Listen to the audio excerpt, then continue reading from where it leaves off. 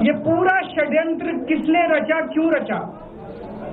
ये पूरा षड्यंत्र दो लोगों ने मिलकर रचा, नरेंद्र मोदी जी और अमित शाह जी। और आज उन दोनों को पूरे देश से माफी मांगनी चाहिए। उन दोनों ने मिलकर षड्यंत्र रचा कि आम आदमी पार्टी को खत्म किया जाए, आम आदमी पार्टी को बर्बाद किया जाए। और उस षड्यंत्र के तहत आजाद भारत का सबसे बड़ा और सबसे घिनौना षड्यंत्र रचा उन लोगों ने। वो देख रहे थे कि दिल्ली में वो हमें नहीं हरा सकते, वो देख रहे थे कि दिल्ली की जनता हमारे कामों से बहुत खुश है, वो देख रहे थे दिल्ली में कामों की राजनीति के आधार पर वो कहीं खड़े नहीं होते, तो उन्होंने एक षड्यंत्र रचा। जनता जानती है कि केजरीवाल ईमानदार, उन्होंने कहा केजरीवाल की ईमानदारी पे चोट करो। जनता जानती है कि आम आदमी पार्टी ईमानदारी, उन्होंने कहा आम आदमी पार्टी की ईमानदारी पे चोट करो। उन्होंने आम आदमी पार्टी को खत्म करने के लिए षड्यंत्र रचा और बोले केजरीवाल बेईमान है, केजरीवाल बेईमान है, केजरीवाल बेईमान है, केजरीवाल ने शराब घोटाला किया, केजरीवाल पैसे खा गया, केजरीवाल ने 100 करोड़ रुपए खा लिए। मैंने जिंदगी में केवल ईमानदारी कमाई है, मैंने जिंदगी में केवल इज्जत कमाई है, एक नया पैसा नहीं कमाया मैंने अपनी जिंदगी में। इन लोगों की तरह नहीं हूं मैंने जिंदगी में एक नया पैसा नहीं कमाया, केवल ईमानदारी कमाई है। और ये उस ईमानदारी के ऊपर चोट करना चाहते थे, उसके लिए इन्होंने षड्यंत्र रचा था। आज कोर्ट के ऑर्डर के बाद ये साबित हो गया देश के सामने, केजरीवाल कट्टर ईमानदार है, मनीष सिसोदिया कट्टर ईमानदार है, संजय सिंह कट्टर ईमानदार है, दुर्गेश कट्टर ईमानदार है, आम आदमी पार्टी कट्टर ईमानदारी है। हम नहीं कह रही है, कोर्ट ने सारे देश के सामने बोला है। कई लोग ये कहते हैं जेल से आने के बाद केजरीवाल चुप क्यों हो गया, केजरीवाल गायब हो गया, केजरीवाल कहां गया? मैं कोई नेता नहीं हूं, मैं कोई पॉलिटिशियन नहीं हूं। पॉलिटिशियन को फर्क नहीं पड़ता, उनको 4 गाली दे दो, मोटी चमड़ी होती है। मैंने जिंदगी में केवल ईमानदारी कमाई है। मेरे को जब कोई बेईमान बोलता है मुझे फर्क पड़ता है, मेरे को जब जेल भेजा जाता है, मेरे परिवार के ऊपर ताने मारे जाते हैं, मेरे को फर्क पड़ता है, केजरीवाल को फर्क पड़ता है। इसलिए मैंने तय किया था कि जब सारे देश के सामने मैं निर्दोष साबित हो जाऊंगा तब तक मैं चुप रहूंगा। आज मेरे दिल से बहुत बड़ा बोझ उतर गया। मैं मोदी जी को कहना चाहता हूं, मोदी जी आपने हमारे ऊपर इतने केस कर लिए, आपने ईडी छोड़ दी, आपने सीबीआई छोड़ दी, आपने पुलिस छोड़ दी, आपने इनकम टैक्स छोड़ दिया हमारे पीछे, आपने जेल भेज दिया हमारे 5 सबसे बड़े नेताओं को। आम आदमी पर एक समय ऐसा था जब आम आदमी पार्टी के सबसे टॉप के 5 नेता जेल में थे एक साथ, उसके बाद भी केजरीवाल का कुछ नहीं बिगाड़ सके। अब तो एक ही तरीका बचा है मोदी जी केजरीवाल से निपटने का, केजरीवाल का कत्ल करवाना पड़ेगा, केजरीवाल की हत्या करवानी पड़ेगी। उसके अलावा केजरीवाल आपसे संभलने वाला नहीं है। अब आपके बस का नहीं है केजरीवाल, आपने सब कुछ करके देख लिया, अब केजरीवाल का कत्ल ही करवाना पड़ेगा। और एक तरीका है, मैं पहले भी बोल चुका, लेकिन वो मोदी जी के बस का नहीं है। मैंने 500 स्कूल बनवाए दिल्ली में, आप 5000 स्कूल बनाओ। मैंने दिल्ली की सड़कें अच्छी करी, आप पूरे देश की सड़कें ठीक कर दो, देखो केजरीवाल को कोई पूछेगा ही नहीं। केजरीवाल ने 200 मोहल्ला क्लिनिक बनाया, 20,000 मोहल्ला क्लिनिक बनाओ, आप तो देश के प्रधानमंत्री हो, अरे अच्छे काम करो ना। वो नहीं होता मोदी जी, वो मोदी जी से नहीं होता।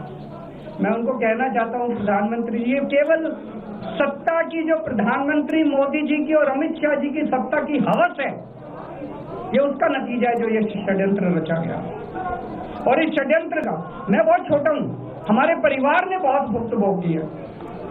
मैं जेल गया, मेरी माँ बीमार रहती है बहुत ज्यादा, उसको अस्पताल में एडमिट कराना पड़ा, बहुत रोई मेरी माँ, बहुत रोई। इनकी पत्नी मनीष सिसोदिया जी की पत्नी, उनको मल्टीपल स्क्लेरोसिस डिजीज है, सब लोग जानते हैं।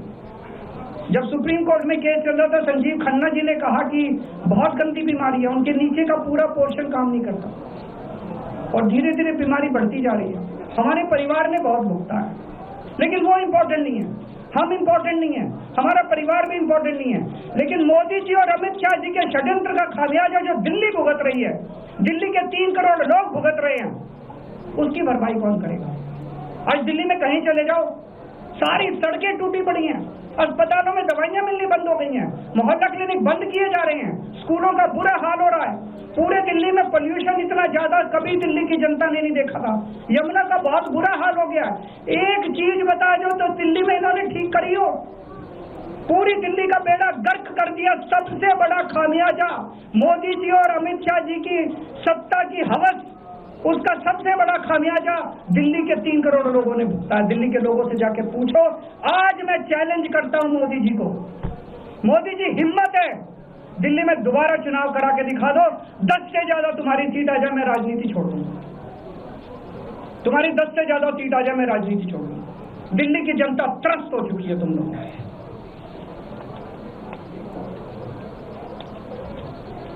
मैं मोदी जी को कहना चाहता हूं, अगर आपने सत्ता हासिल करनी है, कुछ पॉजिटिव काम करके सत्ता हासिल तो आज देश के सामने इतनी बड़ी बड़ी समस्याएं हैं। आज देश का युवा दुखी है, देश का व्यापारी दुखी है, देश का उद्योगपति दुखी है। आज अमेरिका हमें आंखें दिखा रहा है। मोदी जी की हिम्मत नहीं है जो ट्रंप के खिलाफ एक शब्द बोल दें। ट्रंप के खिलाफ रोज ट्रंप गालियां देता है मोदी जी को, रोज ट्रंप गालियां देता है भारत को, रोज ट्रंप गालियां देता है हमारे देश को। मोदी जी के हमारा प्रधानमंत्री भीगी बिल्ली बना हुआ है। अरे देश संभालिए ना, आपको हमने देश चलाने को दिया था और अब केजरीवाल में उलझ गए, आप आम आदमी पार्टी में उलझ गए। पॉजिटिव काम करके सत्ता हासिल कीजिए, ये नेगेटिव काम करना बंद कीजिए। अगर आपसे कोई 1-2 प्रश्न है तो क्या आपको उम्मीद है कि आप ईडी के मामले को भी? ईडी मामला खत्म हो गया। सीबीआई के मामले के बेस पे ईडी था, वो अब फॉर्मेलिटी बची है। हम अगले हफ्ते एप्लीकेशन डालेंगे, ईडी का मामला खत्म हो जाएगा। कांग्रेस कह रही है कि ये बीजेपी ने जो है कांग्रेस को नुकसान पहुंचाने की आपको जो है राहत दिलवा दी है। वो भी मैं आपसे पूछना चाहता हूँ, केजरीवाल जेल गया, रॉबर्ट वाड्रा जेल गया, संजय सिंह जेल गया, क्या राहुल गांधी जेल गया, मनीष सिसोदिया जेल गया, सोनिया गांधी जी जेल गई? किस मुंह से बात करते हैं? शर्म नहीं आती कांग्रेसियों? सीबीआई केस को ऊपर कोर्ट में ले जाएगी। ले जाए, वो तो ले जाए, उनका हक है। सुप्रीम कोर्ट भी जाएंगे, हाई कोर्ट भी जाएंगे। जैसे निचली कोर्ट में न्याय हुआ, ऐसे ऊपरी कोर्ट में भी न्याय हुआ। जब कोई सबूत है ही नहीं, जब कोई गवाह है ही नहीं, तो ऊपर के कोर्ट में भी कहां से लाएंगे सबूत, कहां से लाएंगे गवाह? आज कोई छोटा मोटा उन्होंने डिस्चार्ज कर दिया है हमें, उन्होंने कहा कोई आरोप ही नहीं बनता। इसके अलावा जो इन्वेस्टिगेटिंग ऑफिसर सीबीआई के ऊपर उन्होंने, कोर्ट ने टिप्पणी की है कि सीबीआई अपने दोषी अधिकारियों के खिलाफ डिसिप्लिनरी एक्शन, कभी ऐसा ऑर्डर देखा है? इसका मतलब कितना फर्जी मुकदमा था कि सीबीआई के अफसरों के खिलाफ डिसिप्लिनरी एक्शन लिया जाएगा। आप कुछ करें सर, बीजेपी कह रही है कि आप अपने सवाल कर दिए, इस वजह से लोअर कोर्ट का ऐसा ऑर्डर आया और वो उम्मीद जता रहे हैं कि हायर कोर्ट में आपके खिलाफ जो है कार्रवाई दोबारा से। कहाँ पे? जज के कमरे में जाके डिस्ट्रॉय कर दिए? कहाँ डिस्ट्रॉय कर दिए? कहाँ डिस्ट्रॉय कर दिए? मैं जेल में था, ये जेल में था, संजय सिंह जेल में थे, कहाँ डिस्ट्रॉय कर दिया? हम पगला गए वो। जब हम लोगों को जेल में डाला जा रहा था तो यही बीजेपी वाले चीख के कहते थे सारे सबूत हैं, सारे सबूत हैं, सारे सबूत है। कहाँ गए सबूत? तो अभी तो देखिए, आजकल YouTube पर खूब सारे वीडियोस चल रहे हैं कि कौन किसके इशारे पे नाचता है। अब सीबीआई ये किसके इशारे पे नाचते हैं? YouTube के वीडियो देख के आपको पता चल जाएगा। सीबीआई इनके इशारे पे नाचती है, वो सब जगह जाएगी। पर आज साबित हो गया कि सीबीआई इनके इशारे पे नाचती है।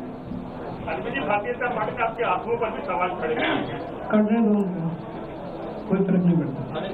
आज जब आप घर आए थे तो मैडम सुनीता जी के साथ जो है वो लम्हा जो कैमरे में कैप्चर हुआ, देखिए मेरे परिवार ने बहुत भोगा है इसमें, और मैं समझता हूँ कि जब इस पूरी यात्रा की शुरुआत हुई थी, जब इसमें कूदे थे, तो हमें पता था कि जब आप सिस्टम बदलने चलते हैं, व्यवस्था बदलने चलते हैं, तो बहुत कठिनाइयां आती हैं। पूरा सिस्टम आपके ऊपर पूरी ताकत के साथ आपके ऊपर वार करता है। वो किया उन्होंने, और आज जनता के सामने सारा सिस्टम नंगा हो चुका है। ये सब लोग नंगे हो चुके हैं सिस्टम। जनता के सामने। ये तो होना ही था। सत्य को एक न एक दिन देर हो सकती है, अंधेर नहीं है।